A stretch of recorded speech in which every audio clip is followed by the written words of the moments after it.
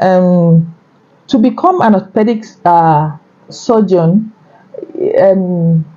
may be quite challenging, but it is not impossible. People have done it. You have seen from the brief history that I've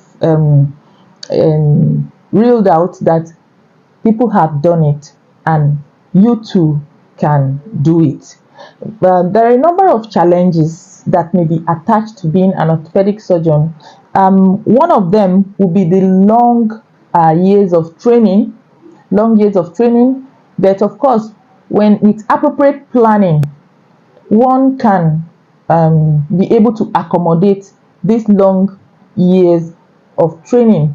Training an orthopedic surgeon from scratch, that is from medical school up to the level of becoming a consultant, that is a fellow, you may need as long as 14 years to get it done, but it's achievable because it has been done. All you need to do is first to be intentional, to plan, and also you have to carry your spouse along if you are married. And if you're not married, you have to also plan, keep it in view and plan it into your itinerary so that you have a smooth flow. Apart from the challenge of the long training, it's a physical field.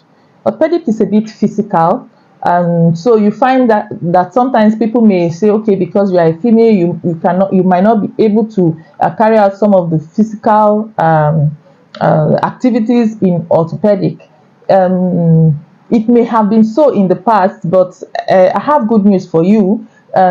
Things Orthopedic has been evolving and things have been improving over the years, and I'm happy to tell you that most of the procedures that one needs to perform in orthopedic, most of them are based on principles, and if you follow the right principles, those things may not be as tedious as they might look. Then of course, apart from principles, there are machinery that have made the work easier. There are tools that have made the work easier. So it's not going to be just bull strength alone that one needs in orthopedic.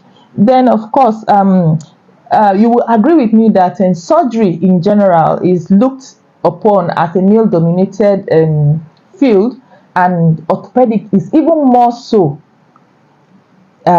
more looked at as an even more dominated, male dominated specialty. So that you might encounter some form of rivalry from male colleagues. Some of them might want to make things a bit difficult for you as a female, put roadblocks in your front, put hurdles in your front. However, I'm happy to inform you that there are for every one person that tries to give you trouble in orthopedics, there are 9 other males out there cheering you on in orthopedics, rooting for you to do well. So the rivalry may not be something that you want to dwell on. You just have to know that, okay, you could encounter such, and then you plan for it and know how to surmount that challenge when you come in contact with such persons. Other challenges may be the long hours of work.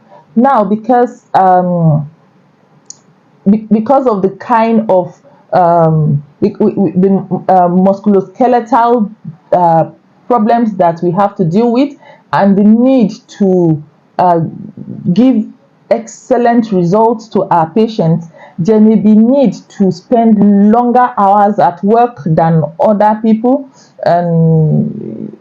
But of course, even that in itself, you can build it into your itinerary as a resident, and you can make room for that, and in such a way that your life can be smooth even with the long hours of work. So there are ways that you can adjust your personal routines so that you accommodate those long hours. Long hours will not be forever.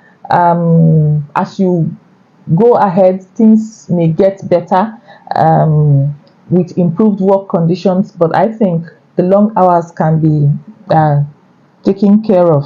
Then another challenge you might face in orthopedic is if like me, you happen to be the first and only female orthopedic registrar in your unit, just one female among so many males, there could be some specific challenges that you face.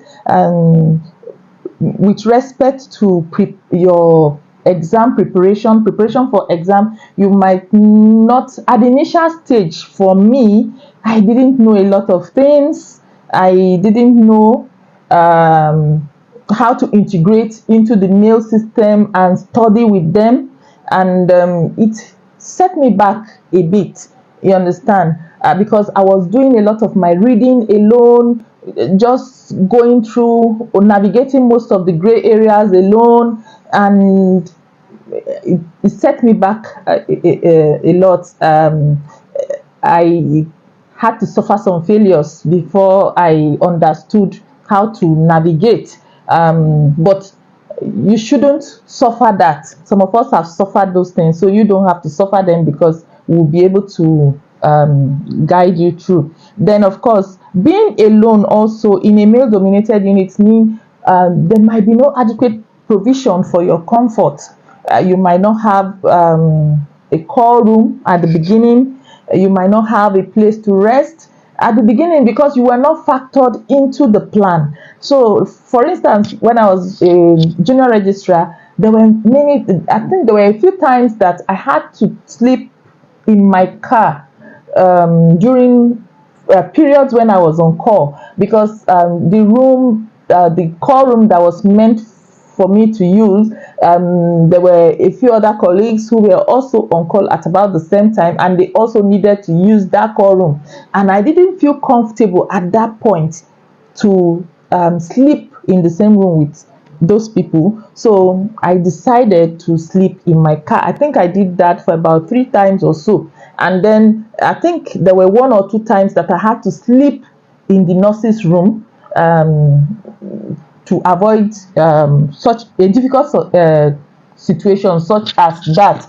But of course, I'm happy to inform you that as time went on and we mounted pressure, eventually I got a call room all to myself. So, when challenging times come on, you try to surmount those challenges, and gradually good times will come on, and then you embrace those good times.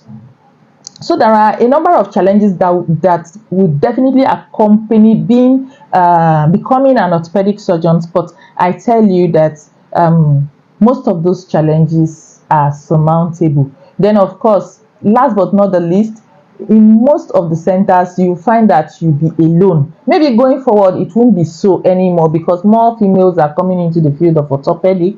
So if you find that you are alone, you can still reach out to these males and form a good network. Over the years, I formed a very good study network with these male colleagues, and they've been exceptional. So you don't have to be hindered by being alone. Instead, you try to exploit the good or the advantage of being alone and use it to your own advantage. With respect to challenges, I'll leave you with this quote by Charlotte Whitten. She said, "Women need to do twice as well as men to be thought half as good." And I can tell you for free that that is true. You might be as good as the next male surgeon, but the natural thing for most people is to take it that, oh, she's a female, she's not as good as the other fellow. So you find that you have to prove yourself. You find that you have to prove yourself to be accepted, or to show yourself worthy of being in this highly male dominated field.